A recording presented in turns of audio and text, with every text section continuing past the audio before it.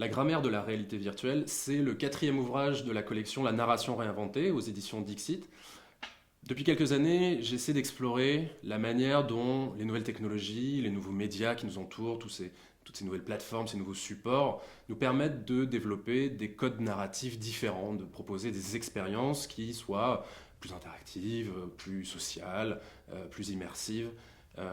pour justement toucher des publics différents et surtout les toucher de manière radicalement différente. Récemment, la plateforme, le média qui a le plus bouleversé les codes de la création tels qu'on les connaissait, c'est bien sûr la réalité virtuelle et toutes les technologies immersives qui sont apparentées à la réalité virtuelle. C'est pour ça que j'ai voulu prendre le temps d'aller à la rencontre de créateurs, de créatrices pionniers du genre, d'étudier un maximum de projets narratifs, en me concentrant bien sûr toujours sur cet aspect de la narration, parce que sinon la réalité virtuelle est un champ tellement immense que ce livre n'aurait jamais eu de fin.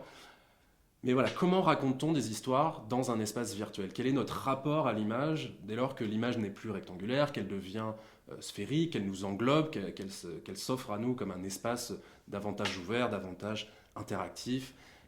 qui nous transporte littéralement ailleurs? J'ai voulu comprendre comment on allait créer, comment on allait réaliser, comment on allait écrire, mais pour ça, en fait, il fallait comprendre la manière dont on percevait cette image-là, dont on se percevait en tant que public dans cet espace virtuel. C'est pour ça que il est important pour moi de comprendre la manière dont notre cerveau réagit, dont nos émotions se fabriquent quand on est dans un tel espace, la manière dont on se perçoit, dont on perçoit notre rôle dans un environnement virtuel, un rôle qu'on va de suite concevoir comme étant davantage personnel, davantage interactif, on va se sentir davantage mis au cœur de cette histoire. Du coup, la réalité virtuelle, elle englobe un certain héritage du cinéma, du théâtre, du jeu vidéo, mais de fait, par ce positionnement extrêmement spécifique du public, elle développe des codes qui lui sont propres, elle développe un rythme qui lui est propre, des règles sur le montage, sur la réalisation, et on peut même dire sur le jeu d'acteur, sur la création sonore, qui vont lui être propres, avec des codes et des représentations qui vont lui être propres. C'est pour ça qu'on a appelé ce livre La grammaire de la réalité virtuelle, parce que c'est un ensemble de codes, de règles qui ne peuvent pas être simplement transposées du cinéma.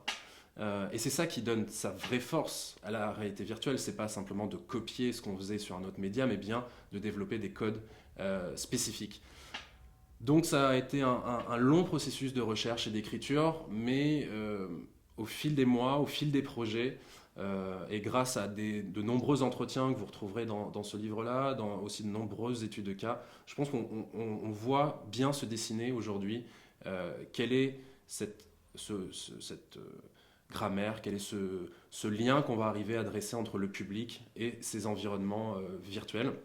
Ce n'est pas bien sûr un essai définitif sur la question, mais c'est une première tentative de synthèse de tout ce qu'on a pu voir émerger depuis quelques mois, quelques années. Et donc j'espère que cela vous sera extrêmement utile pour vos prochaines créations en réalité virtuelle.